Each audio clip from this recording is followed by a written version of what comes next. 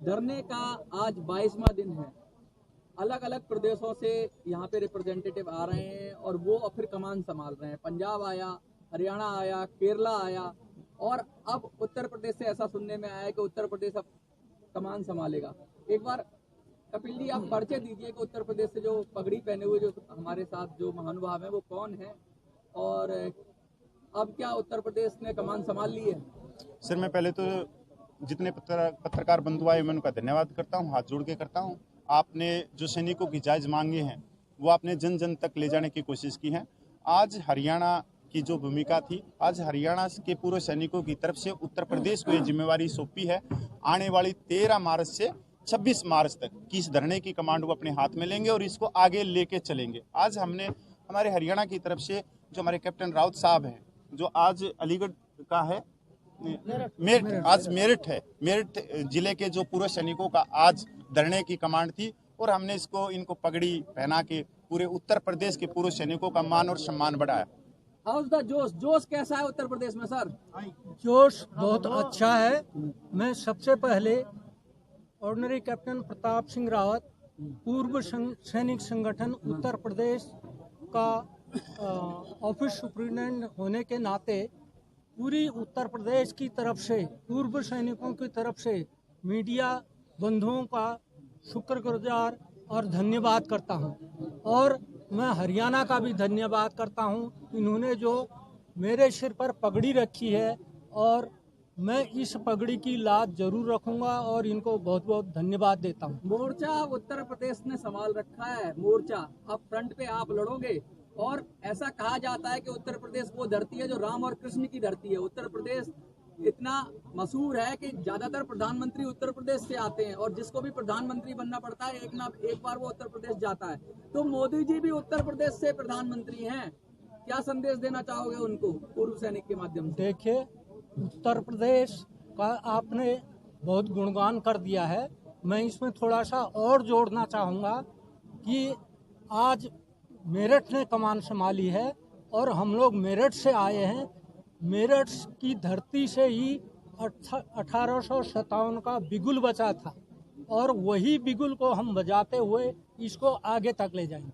Sir, बहुत बड़ा बात कह दी कि आंदोलन की बात कह दी। मैं आपसे पूछना चाहूँगा, आप अपना परिचय दीजिए और क्या संदेश देना चाहते हैं? मैं कैप्टन लोकेंद्र सिंह और मैं भी उत्तर प्रदेश से हूँ। सबसे पहले तो मैं आप लोगों का बहुत बहुत शुक्रिया अदा करता हूँ कि आप पूर्व सैनिकों की मांग को उठा रहे हैं।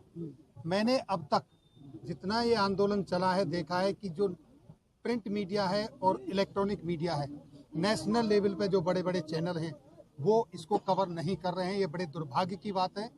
आज उन सैनिकों को सड़क पे छोड़ रखा है जिनकी बदौलत वो अपने घरों में सुरक्षित बैठे हुए हैं। हमारे जवान जो सीमा पर सेवा दे रहे हैं, जिन्होंने पूरे देश की सीमाएं संभाल रखी हैं, उनकी बदौलत हम सुरक्षित हैं। और जैसा कि अभी कैप्टन साहब ने बताया, उत्तर प्रदेश की वो धरती है कि वो सिर्फ प्रधानमंत्री ही नहीं देती, वो यहाँ से हर वो चीज देती है जो देश की राजनीति को बदलती है।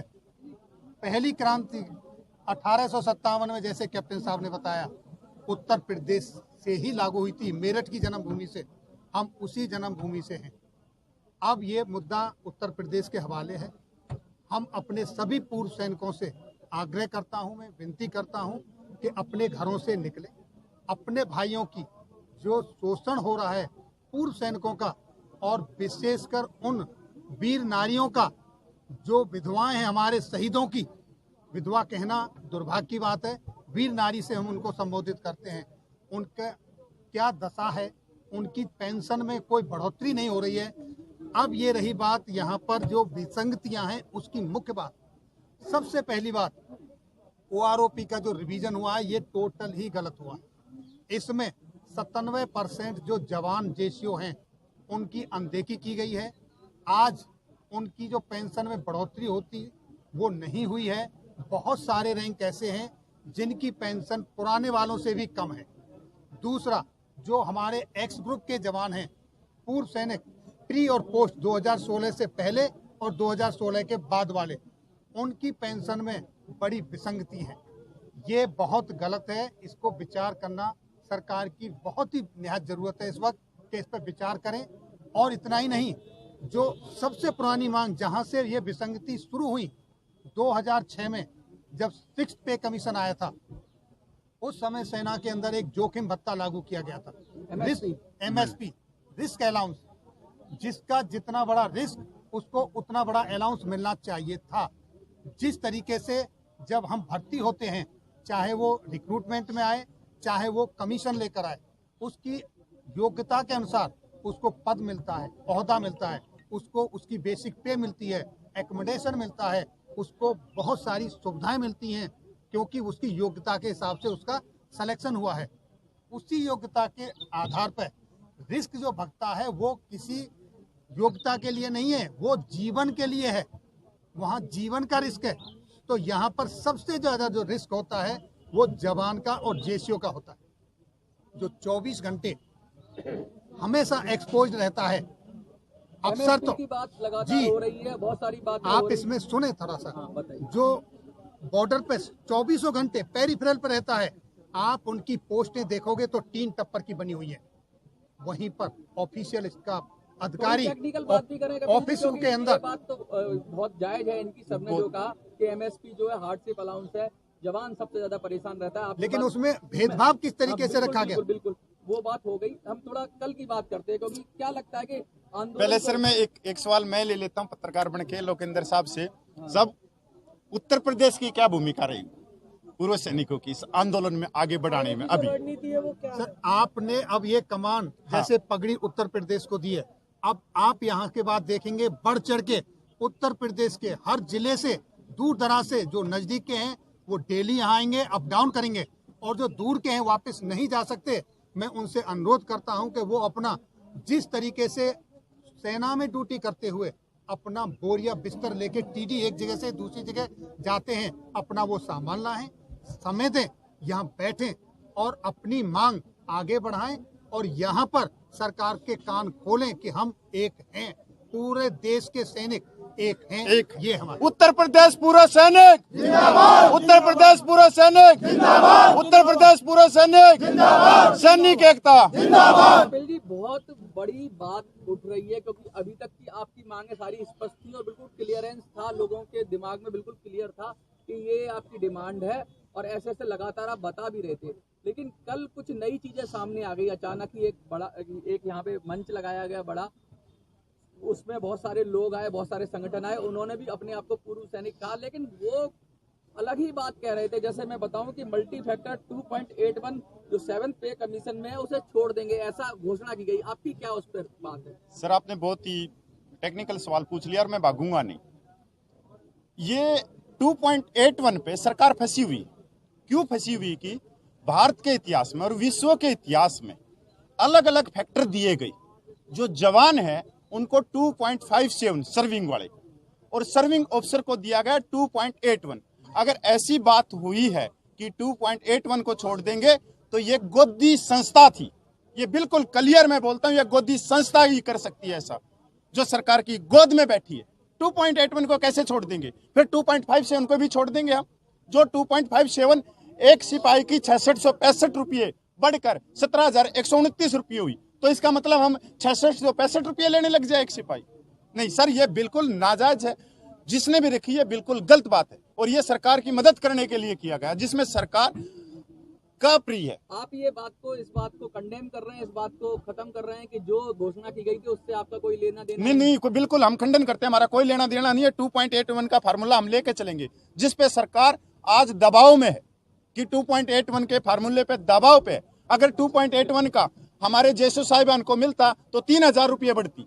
अब एक चीज और पूछूंगा, थोड़ा अलग सा सवाल है कि कल बहुत अच्छा मंच लगा, कुर्सियां डाली गई, स्कैनर था वहां पे, स्कैनर पैसा स्कैन करने के लिए पेटीएम वगैरह का व्यवस्था थी, पैसे पर्चियां काटी गई, आपके पास तो बहुत कम चंदा आता है, उनके पास तो बहुत सारे लोग ऑनलाइन ऑफलाइन हर तरीके हर से मतलब अच्छा वो सेकेंडर पेट रम, हाँ चलो मैंने तो पता नहीं था, आप लोगों ने बताई। बहुत बहुत अच्छा मतलब व्यवस्था थी उनकी सर- और खाना वाना सब व्यवस्था थी। यहाँ तो गुरुद्वारे से कभी कहीं से कुछ कर रहा है तो वो तो सारी सुविधाएं लेके चल रहे हैं, पैसा भी उनके पास आ रहा है, उनसे कैसे लड़ेंगे आप लोग?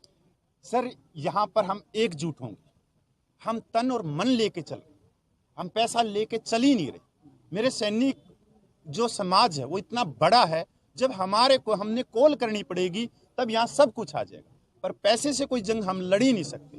जो पैसा ले रहे, हमने 14 साल हो लिए संघर्ष करते हुए, आज तक हमने कभी नहीं लिया। हाँ जरूरत भी है, क्योंकि आप यहाँ पे आ रहे हो 100-200 दे के जा रहे हो। हमने कभी मंच से हमने कभी अकाउंट नंबर नहीं मांगा, कभी पैसा नहीं मांगा, कोई अकाउंट नंबर छोड़ा नहीं। अगर स्कैनर लगाए गए हैं और एक दिन 4 घंटे के अंदर पैसा इकट्ठा किया गया है तो दुर्भाग्य बोलता हूं मैं कि हम 22 दिन से बैठे हुए हैं और 22 दिन से हम पैसों की मांग नहीं कर रहे। ऐसा नहीं है कि हमारे पास में सब कुछ भी नहीं है। हमारे जो पूर्व सैनिक आ रहे हैं, आज आप देखोगे 300 के करीब पूर्व सैनिक है, खुद अपनी रोटी लेके आए, 4 रोटी वो खुद की लेके आए हैं और 4 रोटी और दूसरे सैनिक भाई को अचार के साथ खिलाने के लेके आए। ये बड़ा ही, मैंने तो आप लोगों को सुना है, ये बहुत ही अच्छा नहीं, पर हम एकजुट हैं। हमारा काम है सैनिक समाज को जोड़ के चलना। मीडिया भी जानना चाहती है कि नेतृत्व कहाँ है, तो नेतृत्व की बात हो रही है तो अशोक ठाकुर जी का नाम बहुत आ रहा है, बार बार उछाला जा रहा है, बार बार आ रहा है, हलकों से, अलग अलग हलकों से आ रहा है। ये कौन है अशोक ठाकुर और कौन है ये बताइए, और क्या आप इन्हें मंच पे आने देंगे अपने? मैं सर टिप्पणी नहीं करना चाहता इस पे। और सर है कौन? है कौन अशोक ठाकुर है कौन? अगर आपके मंच पे आते हैं तो आप नहीं सर, हम राजनीतिक व्यक्ति को बिल्कुल नहीं आने देंगे। आप राजनीतिक कैसे कह रहे हैं? आप अभी कह रहे हैं कि आप जानते नहीं है अशोक अगर ठाकुर। आप वही ना सर, आपने वो आप सवालों के ऐसे करते हो कि मुंह से निकलवा ही देते हो, तो मैं पत्रकार हूँ आप। सर क्योंकि वो बढ़ चढ़ के हिस्सा ले रहे हैं और बहुत मांग उठा रहे हैं तो नहीं उन्होंने खुल के 100 रुपया तक अभिभावक से बोले हैं, जबकि सैनिक समाज के अभिभावक अगर 100 रुपया भी डिपॉजिट करते हैं तो काफी सारे पैसे हो जाएंगे। 30 लाख अभिभावक है जो कि स्टेज से खुल के डिमांड किए हैं। बताओ उसको कैसे लेते हैं आप? नहीं, ये कोई मंच, जहाँ मंच के ऊपर हर बार पैसे की बात की गई, पैसे दो पैसे दो पैसे दो, फिर जंग कहाँ पे है? आप संघर्ष कब करोगे?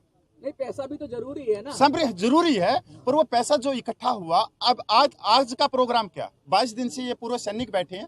ये सर ये सारी गोदी मीडिया, गोदी संस्थाओं का काम है ये। और सर मैं आपके सवाल से भागूंगा नहीं, आपने जो पूछा, जो श्रीमान अशोक ठाकुर जी हैं वो नाफेड के अध्यक्ष हैं और भाई एक राजनीतिक पार्टी से अपॉइंटमेंट पद पे बैठे हैं और वो वैसे पूर्व सैनिक हैं, सार्जेंट पद से रिटायर हैं और उनके भाई हैं केंद्रीय मंत्री अनुराग ठाकुर। तो हम अपना मंच बिल्कुल नहीं देंगे सर। हाँ, वो अगर इस्तीफा दे के आते हैं तो हम स्वागत करेंगे, पर हम अपना मंच। कपिल जी, जो पूर्व सैनिक है वो थोड़ा सा कंफ्यूज है कि वो आपके मंच पर आए या उनके मंच पर जाए। नहीं, हमारे मंच पे बिल्कुल भी राजनीति को हम कभी भी नहीं करेंगे। जो विपक्ष की हो चाहे कोई भी हो, हम दूर दूर तक अपने मंच से दूर रखेंगे, हम भगाएंगे यहाँ से, बिल्कुल भगाएंगे। पूर्व सैनिक को कहाँ जाना चाहिए? पूर्व सैनिक को इस्तीफा देके अपने पूर्व सैनिक जो 22 दिन से यहाँ पे बैठे हैं, इनके बीच में बैठना चाहिए। अगर वो पूर्व सैनिक है तो पूर्व सैनिक की आत्मा तो जगेगी ना, इस्तीफा दे देना चाहिए, क्योंकि जो चीज चल रही है। कोई भी पूर्व सैनिक अपने विवेक से काम करे। कल ये भी स्टेटमेंट आई, एक सुनती हुई मिली कि एक कोई वकील साहब थे, पूर्व सैनिक थे, उन्होंने मंच से अनाउंसमेंट कर दिया कि साहब अगर सरकार नहीं देती तो मेरे पास आ जाओ, मैं दूंगा। तो ये क्या बात हुई? ये कैसे दे देंगे सर? ऐसे कैसे? वही पूछना चाह रहे हैं कि वो कैसे दिलाएंगे। मतलब उन्होंने सरकार से भी अपने आप को ऊपर कर दिया कि मैं दिला दूंगा, सरकार नहीं देगी। सर पॉलिसी है ना, जो पे पेंशन की पॉलिसी होती है वो बहुत बड़ी होती है, उनके अंदर कमीशन होता है, वो संविधान के दायरे में बनती है, वो कैसे दिला देंगे? अगर ऐसा ही होगा कि कोर्ट में हम जाके सारे मुद्दों को सुलझा लें तो सर हमारे को यहाँ बैठने की जरूरत नहीं है। हम भी अकाउंट नंबर शो कर देंगे। कम से कम 28 लाख पूर्व सैनिक है, हम करोड़ों रुपया ले लेंगे और उस केस को फंसा देंगे कोर्ट में, और कोर्ट में फैसला आएगा 15 साल में, 20 साल में, 30 साल में। और जो पॉलिसी बन रही है उसके अंदर कोर्ट सारी रिपोर्टों को देखता है, वित्त मंत्रालय की रिपोर्ट को देखता है, सारी चीजों को देखता है, इतनी जल्दी नहीं कर सकता। हम संविधान के दायरे में सरकार को ये बताना चाह रहे हैं हमारे साथ भेदभाव। अगर हम मिलिट्री सर्विस पे की बात करें कि हम कोर्ट में जीत जाएंगे, तो सर उसका बजट देखो, 28 लाख पूर्व सैनिक है, 15 लाख ऑन ड्यूटी वाले हैं और 15,500 रुपये का बजट। अगर वित्त मंत्रालय माननीय कोर्ट में अपनी रिपोर्ट देगा तो वो नहीं है। तो इसका एक ही चीज है, कि सरकार इसमें समानता लेके आए। हम 15,500 भी नहीं कह रहे, जो सरकार देना चाहिए एक सम्मान दी। हम पे पेंशन की बात नहीं कर रहे, हम अलाउंसों की बात कर रहे हैं, हम डिसेबिलिटी पेंशन की बात कर रहे हैं। One rank one pension Koshyari committee के अनुसार जवानों को मिलनी थी, प्रीमेच्योर जवानों को मिलनी थी, जेसीओज रैंक को मिलनी थी, विधवाओं को मिलनी थी, वीर नारियों को मिलनी थी, डिसेबल सोल्जरों को मिलनी थी। सब आओ।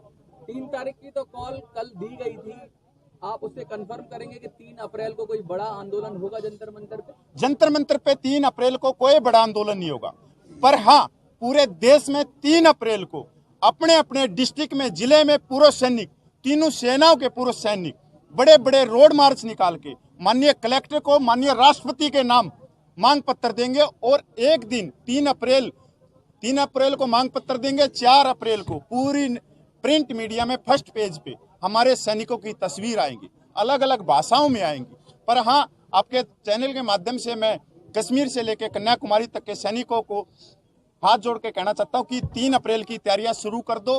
3 अप्रैल को अपनी डिस्ट्रिक्ट के अंदर इकट्ठे हो और पूरे सैनिकों को रोड मार्च करते हुए कलेक्टर के पास में लेके चलो। सर, कल मंच से एक और ऐलान हुआ था, बड़ा ऐलान, जो कि अभी से 5 महीने बाद रामलीला मैदान को हम भरेंगे, तो उसके ऊपर क्या आप कहेंगे? वो तो आप बता सकते हो। जब गर्म लोहा है, मैं पत्रकारों से पूछना चाहता हूँ, जब गर्म लोहा है, जब हथौड़ा मारना चाहिए ठंडा होने के बाद में।